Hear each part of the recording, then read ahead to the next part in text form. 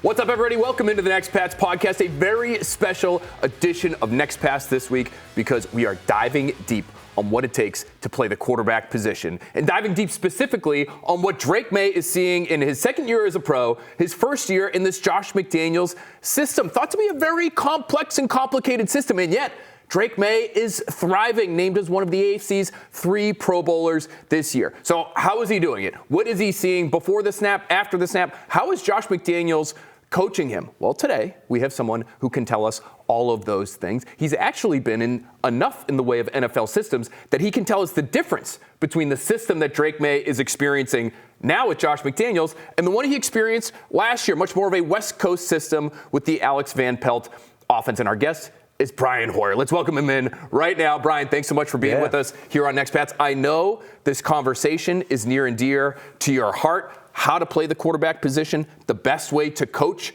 the quarterback position, and you've seen so many different styles of offense, and you've heard from so many different coaches that you are the perfect guest for this chat. Hey, I appreciate it. No, we were talking at pre and post game the other day, the show, and we were just saying, like, if we want to do this, let's do it right. So I'm glad we get to do it in this long form.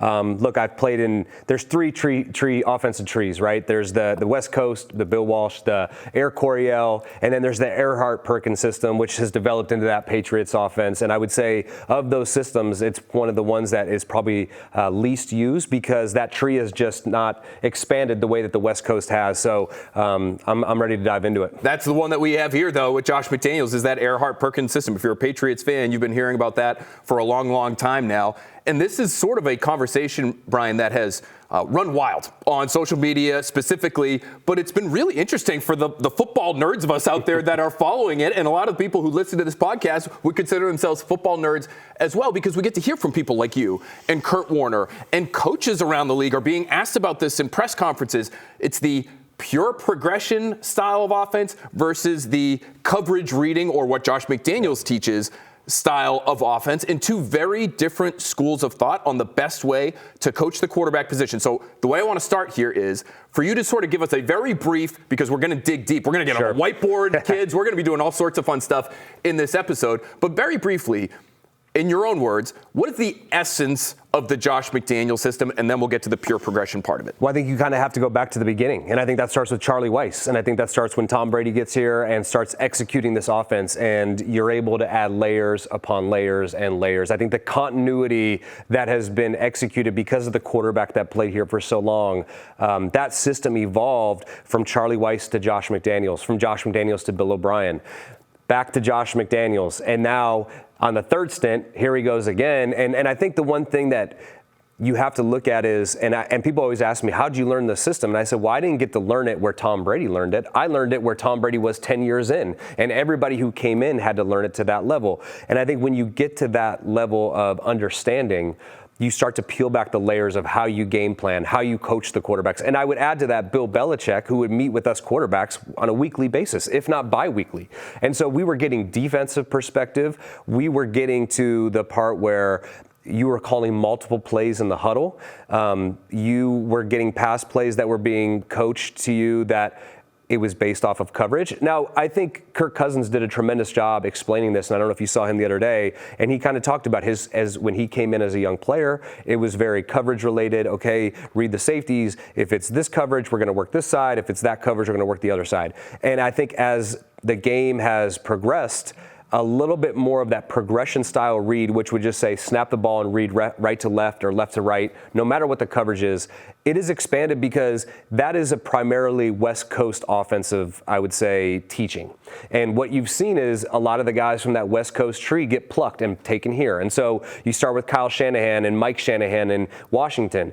Okay, Kyle goes, then there's the LaFleur brothers, right? There's Sean McVay, and then they have their own guys who, Kevin O'Connell, Zach Robinson, who was a Patriots quarterback when I was here in Atlanta. And so you see those branches start to expand, and I would say when you do that, you know, each guy kind of takes his own personality with it, but that's all they really know. That's what their understanding of how to teach quarterback, how to game plan plays. Whereas with Josh has seen it all. And the way that he believes in teaching quarterbacks and calling offense has stayed pretty steadfast. Now, we talked to him on our podcast a few weeks ago, and he's definitely expanded what they do, but his beliefs and his foundation of offensive football are there. And that's why he talked about Drake Maye challenging him to climb this mountain. There's a lot of things that go into playing quarterback for the Patriots. You got to have the mic calls on every single play for the run game, the pass game. You have to adjust protection. You have to alert the plays to the proper read. And so they're putting a lot on the quarterback, whereas in the West Coast, the idea is to take a lot off of the quarterback so they could play fast. And we're going to get into some plays a little bit later. Brian's going to break down really how in this system you would read it this way versus that system you'd read it a little bit differently. But you explained it to me in maybe the most simplest terms that I've ever heard it recently, where he said, essentially with the McDaniels system and this Earhart-Perkins system, and what Drake Maye is learning now is to read coverage, whereas the pure progression style a lot of these West Coast guys are using, you are reading your receivers. So in one system, you're reading the defense, and the other, you're essentially reading your own teammates on the offensive side. You mentioned the mountain that Josh McDaniels talked about. Let's hear from Josh McDaniels right now, because that was a great clip from the Quick Snap podcast. Brian Hoyer, David Andrews do a great job. McDaniels did a great job here explaining why he teaches the quarterback position the way he does. You have to be really good at a lot of things to be a good player in the NFL at quarterback. And so, just starting that process back in April when he got in here and we really could start together, the communication aspect of it, the responsibility at the line of scrimmage, understanding what defenses are presenting and how does that impact what we're doing. Sure. Like understanding how much information that can give you and also make your job easier. Right. And look, I'm biased because I've only done it one way. Yep. And so I know there's a lot of other ways to do it. And I know there's this train of thought that, take that responsibility off of them and make their life simpler and they'll play better. And that's fine. And other people can claim that that's the case. And I'm sure it is for them. For us, we've always looked at it, and you know this, you've heard me say this, it's a little bit of a mountain and you start climbing it. And as you're going up, you learn how to do more things to help you get to the top. And when you get to the top and you've learned how to do all these things well, the view from the top is pretty good because you know how to handle different pressures. You know how to solve your problems and protection. You know how to get out of a bad run play. You know how to read coverages when they're trying to disguise on you. You know how to deal with third down and red zone and 2 minute and all those other things because you've gone through the labor and you've done the work. And Drake deserves all the credit in the world because he came in and he started learning and he hasn't stopped. Man. I just love that description, Brian, and I feel like we should get a graphic eventually here with Drake Maye with a little backpack on. Climbing. Got the hiking boots on, and where is he on the mountain now, especially early in his career? Because it does feel like almost on a weekly basis we're seeing him do different things that indicate just how far along he is within this offense. Where do you think Drake Maye is on that mountain Josh McDaniels described right now? I mean, he's pretty dang close. He really is. It's been amazing. And let's not forget, probably 16, 17 weeks ago, people were saying, is this system too much, right? That first game against the Raiders. Look, I was here when Mac Jones was a rookie, and I watched him climb that mountain. And I'll be honest, there was days where he would go out and execute something that I thought was pretty difficult for a young guy, and I'd be like, they must be telling him the answers. They must be. And I asked Mac, he goes, I just have this photographic memory, and I can remember that when this certain protection needs to be changed for this look, like I'm going to do it. And it doesn't matter that I'm a rookie. It's just something that how he processes it. And I think the one thing that was unique about Drake was he had a year of experience before he was with Josh. And I think that kind of curbs the way you think about football a little bit. So getting Josh in that offseason pretty early and starting to climb that mountain, I think it was clear last year as a rookie, Drake was a very smart quarterback. He made a mistake. He corrected it almost instantaneously. And when Josh was hired here, I was like, this is a tremendous opportunity for Drake to work with this guy because he's going to coach him the right way. It's going to be tough. And he talked about it right there. Drake deserves all the credit because he embraced it. And I've seen guys not embrace it, okay? I've seen, when I was a rookie, a veteran quarterback come in and literally ask Bill O'Brien, like, why are we doing these mic points? This is so stupid. And you talk about Bill O'Brien, his nickname is the Teapot. I'm sure he reacted to that That's when basically I was told, you're starting this last preseason game, and that's how I made the team. But it's difficult because there's phases, and you have to climb those phases. And I went to a few training camp practices, and there were some struggles, but you would see Drake taking those steps of alerting to the right play, getting to the right receiver in the progression. As much as, look, even though we're talking about pure progression or coverage reads, a coverage read still has a progression. It's not just a coverage tells me to go to one specific guy. It tells me to work a certain concept, or it tells me to work a certain side of the field. And so you saw that grow. And man, this season has been so fun to watch because, and Josh even talked about, the Giants presented some looks to Drake to really affect him.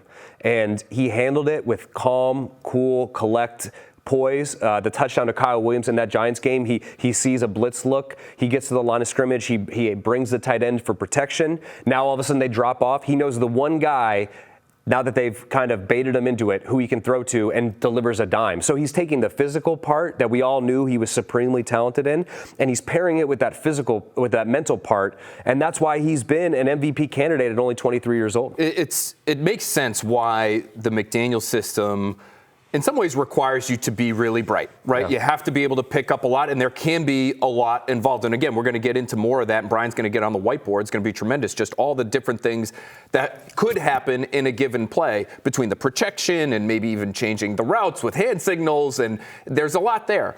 But once you get it all, and once you're comfortable with it, because you have all these tools in your tool belt, it can make your job easier. However, there are coaches out there who want to make it easy on their quarterbacks from the jump.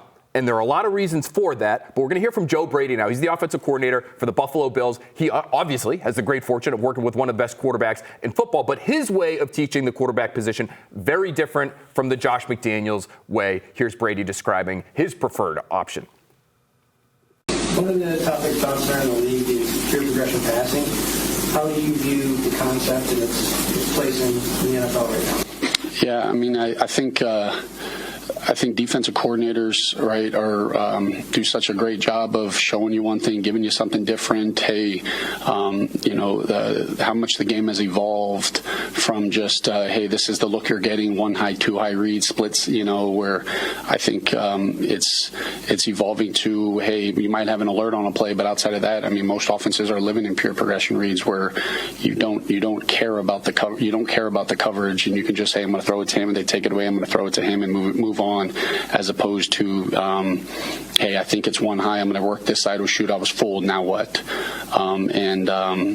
That's obviously something I've always kind of really believed in as it was, that's a big part of kind of who we are, and where Josh can just kind of throw it to that person, just progress across the board. But I just think the defenses are doing such a great job nowadays of so many things look like it is pre-snap, and if you live in a progression read, you can just work through it and not care about what it's going to look like post-snap. Okay, very black and white sort of description there from Joe Brady. We don't care what the coverage is essentially what he's saying. He wants his quarterbacks to go from 1 to 2 to 3 in terms of their receiving options.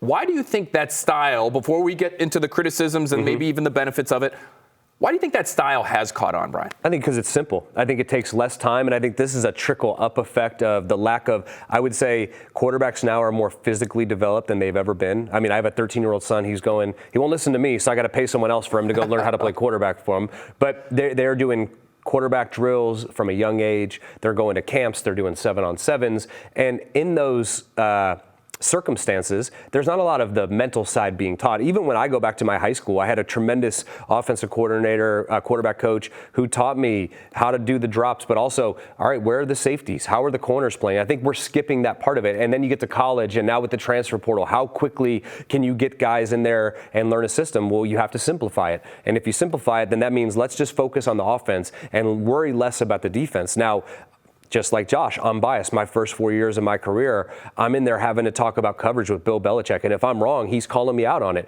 And he's trying to teach me, okay, if it's cover 2, maybe this concept's not as good, but on the backside, we have a high-low. And so there is a melding of all of this together. No one is reinventing the wheel. The plays are the plays. A lot of the plays in the West Coast system, I would say, are the similar plays that are in the Patriots system. Now, how they are read and how you get to that progression may be different, but and I would say this too.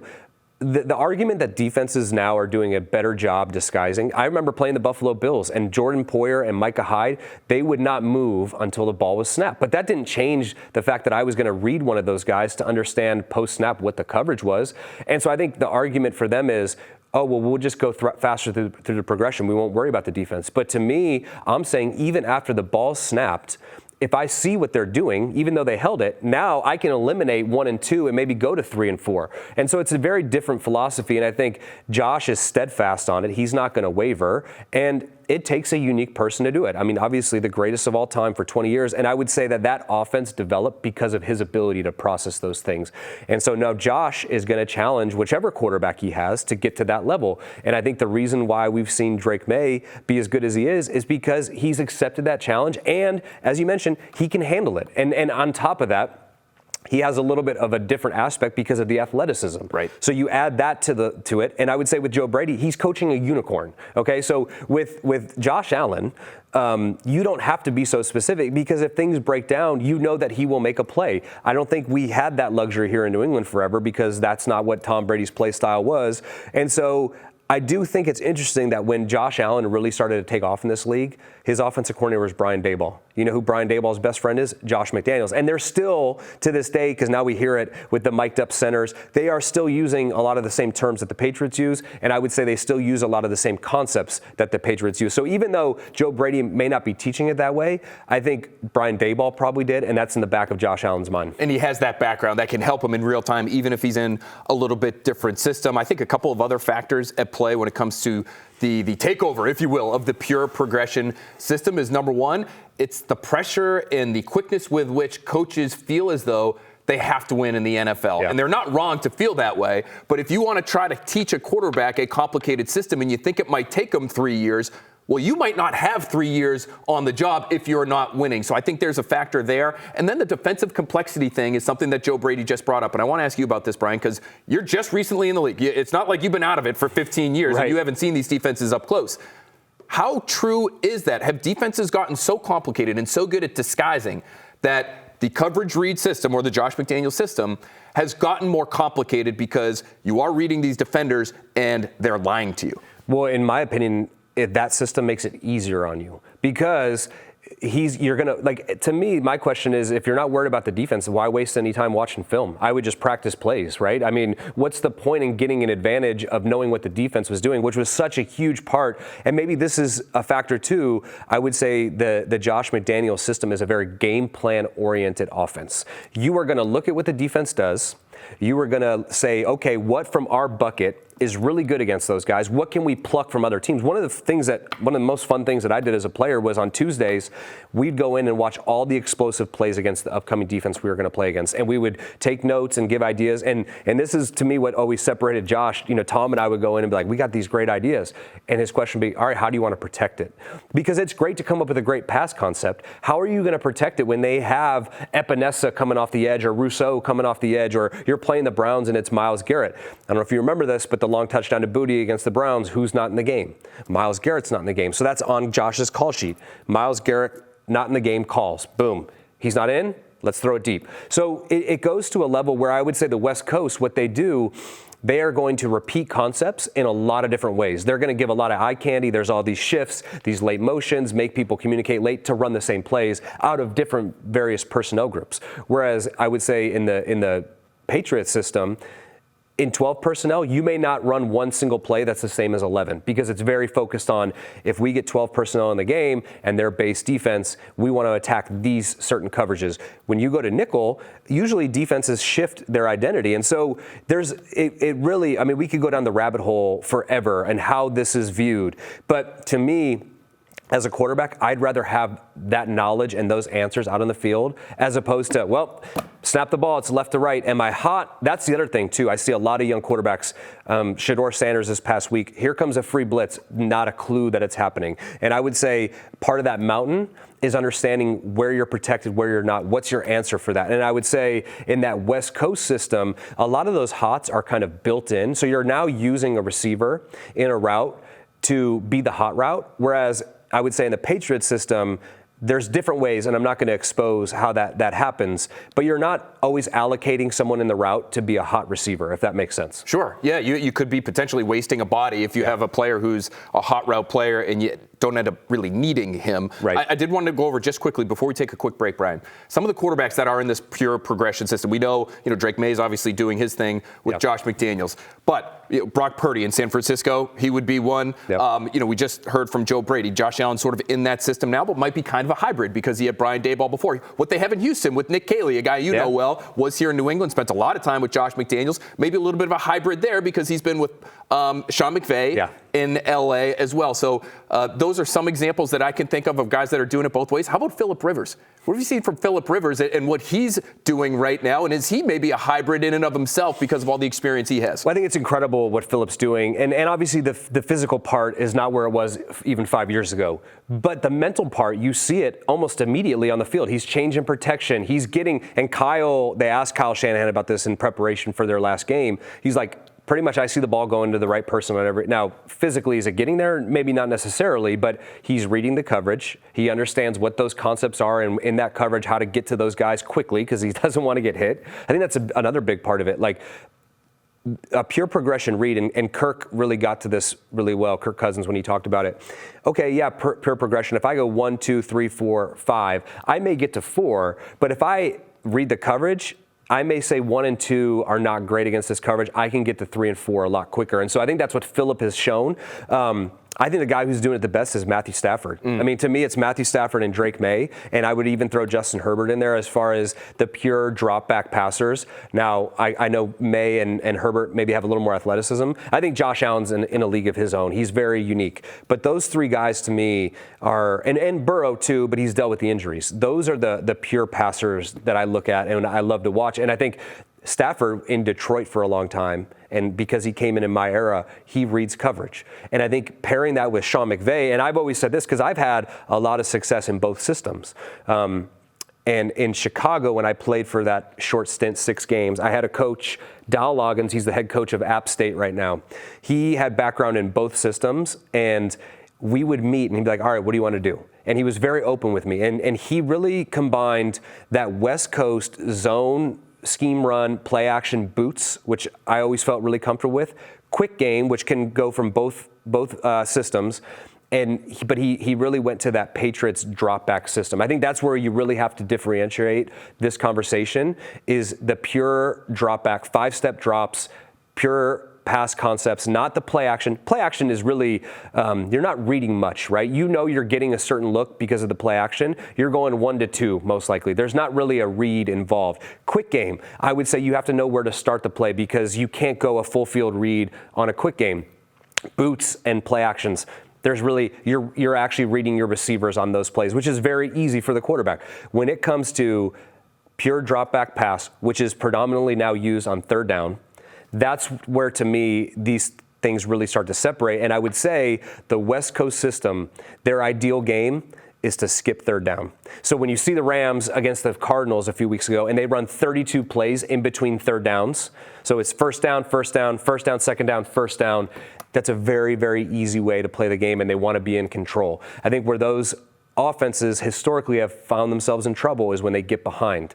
And now all of a sudden, the defense isn't honoring the run. The defense isn't honoring the play action. And now you have to turn into a drop-back passing team, which to me makes the Rams so dangerous because they have a quarterback and receivers and now tight ends that can do that. And he is paired with that play-action game that you're talking about in that Sean McVay system, whereas a team like the 49ers and Kyle Shanahan, a guy you've played for and know very well, has had quarterbacks that have helped them get to nearly the top of the mountain, but not quite the top of the mountain in the Super Bowl because in those moments where you have to drop back pass, maybe they're just not as fully developed or fully ready for that in the way some other quarterbacks are. Okay, plenty more to get to here on Next Pats. We're going to take a quick break. Then we're going to end up on the whiteboard, and Brian is going to show us what Drake Maye is seeing when he and Josh McDaniels are talking about certain play concepts. You're going to love it. Make sure you stick around. All right, welcome back to Next Pats. This is going to be a lot of fun right here because obviously we have our whiteboard. We have our brilliant quarterback, Brian Hoyer, back with us, and he's going to show us this difference between pure progression and reading coverage, what Drake Maye is doing right now in Josh McDaniels' system. That pure progression thing, he actually did a lot of that last year in that West Coast offense that the Patriots had then. But this will be fascinating because, Brian, you're going to show us a play that is basically in both types of playbook, both the pure progression offense and the Josh McDaniels offense, but there are two different ways of playing it depending on the system. So break this down for us. Yeah. What is the play? Give us that West Coast name of the play. Yeah, I'm not going to out the Patriots name. Okay, we're here in New England. Playbook under the vest, but let's talk a little bit about what you would do in the West Coast system with this pure progression and how you would look at it if Josh McDaniels was your coach. Sure, and I think it's important for people to understand when you're teaching this, you're teaching concepts. And so I'm going to use the West Coast terms for these concepts. This is CO, so you have a corner and an out, and this is in the bow family. There's a play called arrow, kind of like in that family. And so when you teach these things, I'm not teaching you I'm actually teaching you this half, and I'm teaching you this half, and then you can put those two together. And that's very similar, I would say, in the West Coast system as in the Patriots system. So let's just start with a West Coast read, a pure progression read. That would basically be 1 to 2 to 3, 4, and 5. That's your check down at the end there. That's your check down at the end. And so I would say I have a funny story about this play for running this play with Kyle Shanahan in Cleveland in practice. And we actually ran it against cover 2. So I'll use red to just differentiate. So in cover 2, you have a corner who's playing the flat. You have a safety who's playing the deep half. And so what happened was, I remember this corner, he was kind of back here. He felt the out. He jumped on it because that's his responsibility. And I felt like I had an easy throw to this corner, or bow route, some people call it. So I threw it, completion. I go back and Kyle's like, what was that? I go, what do you mean? That was a 25-yard completion. He goes, I know, but in this coverage, it's really prime. And 2, when the mic opens to the passing strength, so we talk about speed as being the passing strength, right? This is a tight end. These are your slot receiver, your X. I want to obviously check that, but it's really not ideal because I want to get back and I want to high-low this Sam linebacker, which we've seen guys like Matthew Stafford, no-look passes on plays like this where you look here, so you move the mic and you move the Sam because you set to throw to the Y, and now you've created this big hole in that zone coverage. Okay. So that's the 1 to 2 to 3 to 4. Now it's funny, Shanahan was kind of getting after you for not reading coverage there, which is typically how he wanted me to have a coverage read. It's almost like he was like, why didn't you run this the way McDaniels would have coached you how to run this? And so, I would say there, because of a pure progression read, it doesn't matter. You're not looking at the safety. So now all of a sudden, if they go to cover 3, let's just say this safety now goes to here, I'm still starting over here, which I would say in that Patriots system, we would want to read those safeties. And if we knew that it was cover 2, we would probably try to do what Kyle wanted me to do and get back to that high-low. Now all of a sudden we see rotation go back. Now I'm going to start here because if I can get this out route to outflank the star or the nickel, I'm just going to give it to him quick. 1, 2, 3, throw. Also with this, I can now see with a corner typically in cover 3 is going to be off and inside. If he backs off because I have a really good threat at X, now I just take an easy bow route. If it's cover 2, we know what this Mike's responsibility is. I'm going to try to affect him and move him to speed. So on my first initial drop, I may look left, knowing with cover 2, I want to read this high-low. So in a weird way, in cover 3, it turns in that Patriots coverage read system, it turns into a progression. 1, 2, 3, 4, 5. It's interesting. Both coaches, types of coach, would be open to both styles in certain situations. But what we're saying basically is last year, Drake Maye in the Patriots West Coast offense, he would have looked at this play. It might have been called, say, CO Bow. And he would have looked at it and said, okay, from 1 to the corner route up high, then back over to the opposite side of the field, and maybe I get to my check down. Right, and you may get system a little different. And to me, you may get, I don't want to use the word lucky, but it may happen that if you go in a progression read, one's there, the ball's out. Right. My problem, and I shouldn't say problem, I think there's a space for all of them. So I'm not saying that progression system is wrong because you could get to 1 quickly. You could get to number 3 pretty quickly. But when this is Nick Bonito or Myles Garrett over here, would you not rather say, I'd rather get to the purest form of where we want to read as fast as I can? Right. And so I think you could make that decision in the McDaniels offense even before the ball is snapped, maybe, and say. Let's talk about that. Okay. Let's talk about what people are doing as a disguise. Because for me as a quarterback, what I was taught is to always read the boundary safety. Like, you can't see everyone, okay? Right. So pre-snap, I'm going to check where's the nickel alignment. He may tell you what coverage could be, and this is where film study comes in. A lot of times if he's inside, it's going to be a split safety show. A lot of times if he's outside, it'll be a post safety show. Now, these guys understand that, so they try to mess with you as well. So this is where film study goes in. This is when Brady talks about playing the Chiefs in the Super Bowl when he's with Tampa Bay. I knew their defense better than they did because the studying went in. But I was always reading this boundary safety because to me, like I said, corners will lie, linebackers will lie, they'll mug up there, they'll drop out. The safeties at some point have to do something. So let's just say they start at a 10-yard alignment, right? He can go straight back, which would allude to some kind of cover 4 back here, or it could be cover 4 here and cover 2 here. Now you got to confirm with the other safety. He can rotate down into man or a cover 3 look. He can go to the deep half, and now you know you have a cover 2 roll over there. He can go back to the middle, which would maybe in this formation, my fireworks are going off. Maybe the star's blitzing, because usually in the NFL, this safety, he doesn't rotate over a receiver. You want a safety rotating over a tight end. So this is where like the understanding of defense comes into play. So you talk about pre-snap. Well, all right, I have a good idea from what I've studied in film. Where's the star? Where's the safety? On the snap, I'm watching him. So now all of a sudden, if he shoots down, I'm thinking I'm going left to right. Because what we said in the Patriots system is this could be that turns almost into a progression read, because we could outflank the star, we could have the bow route, and if not, we can always, if he takes the flat, we can still high-low this Sam in cover 3. If he goes back to the half, now I confirm with this weak safety, does he go back to the half? I have cloud, I'm gonna move the mic, and I'm gonna get back to do this high-low. There's so much there. And this is a great example of why it can be difficult for quarterbacks to get this and get it immediately coming from a college system where they aren't teaching this kind of thing. Yep. And that is the Josh McDaniels way of doing business. You wouldn't be doing that same sort of thing, is what it sounds like, Brian, in the West Coast pure progression offense. You're more looking at your players and deciding who's open, and there is timing and there's rhythm involved, but it's more, I need to see what my Z is doing, then my X, then my Y, and hopefully I'll find an open player, whereas everything you just described, that is more the coverage read type of offense. Right, and I think you bring up a good point. The way that this is taught is, and this is how it was always described to me, I want to take that weight off your shoulders. And I think it's kind of like your first language you learn. That's kind of so for me, my first language was that Patriots system. So when I went to the West Coast system for the first time, I'm like, okay, but now what do I look at? Do I just look over here? Do I not read the safety anymore to tell me what the coverage is? And so, it's very, obviously you're always going to be biased to what you first learn, what you believe in. And there was times where I was very successful doing it this way in Cleveland or San Francisco, wherever it may be. But to me, sometimes I almost felt like I'm not really sure. I'm not in control of the protection. I'm not making the mic point. Now I'm not looking for the safeties to rotate to tell me where I should point the protection. And I preferred that.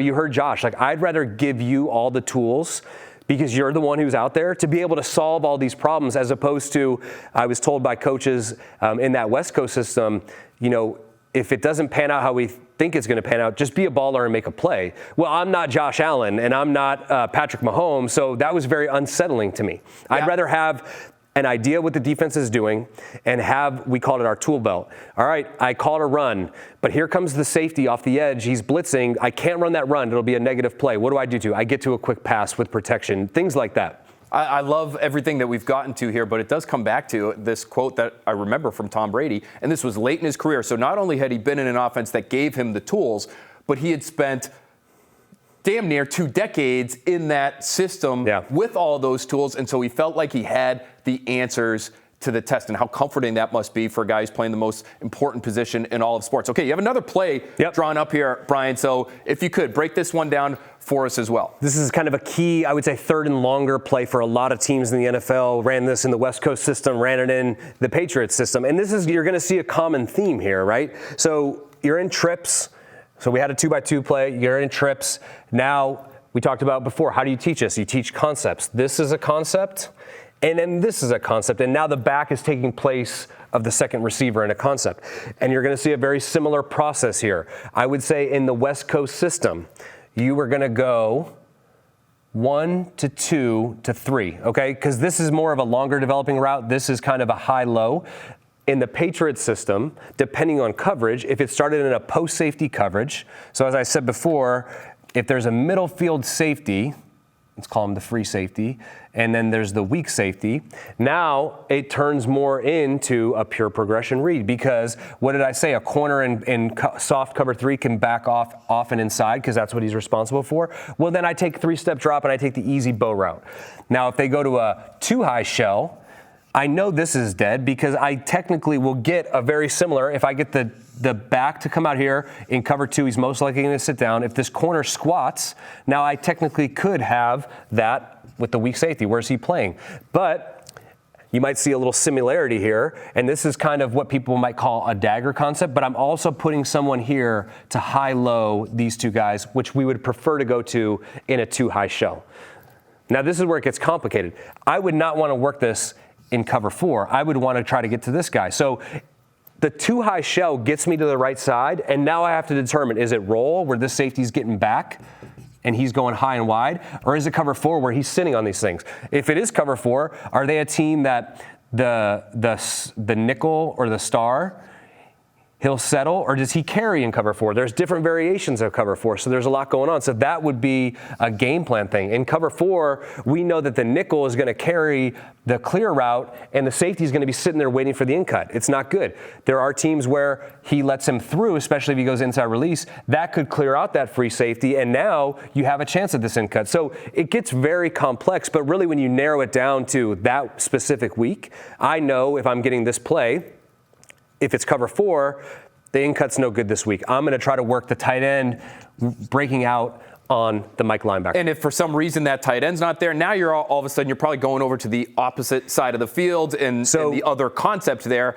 because in the West Coast system, as you said, you're looking at the right-hand concept there, 1 to 2, the tight end short to the dagger deeper. But in the McDaniels system, you get a certain coverage. You know that dagger's not going to be there, so it just helps you speed up your process. There's no doubt about it. So I think there's a level that this could be. If you're in the McDaniels Patriots system, you could turn this into a left to right progression, because if he's off and inside and I like him, I take him. But if not, I may come back to this high-low if I have good protection. Now that comes in. Did we call a chip on this protection? Something that I would say the Patriots do better than anybody else. Did we call a chip and a slam? Now I have time to work back across. If I didn't call that, I have to start progressing through this faster. So I'm watching the release. Where's the corner?